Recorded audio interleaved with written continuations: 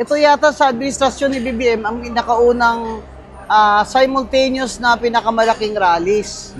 Kaya importante po ito dahil sa anti-corruption na sigaw ng mga tao.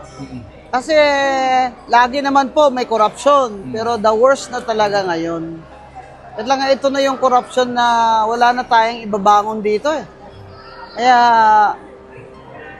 yung mga nakita na mga ghost project, mga ng flood control, ganyan-ganyan, ano lang yun, kalingkingan lang yun.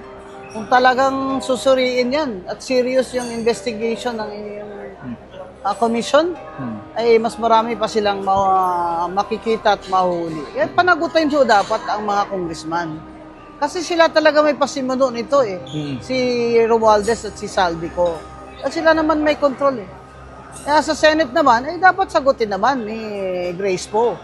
Hindi po ba? Dahil siya naman ang Finance Committee doon. Bakit naman pumasa sa BICAM itong mga insertion ng flood control na wala naman sa National Expenditure Program ng DBM?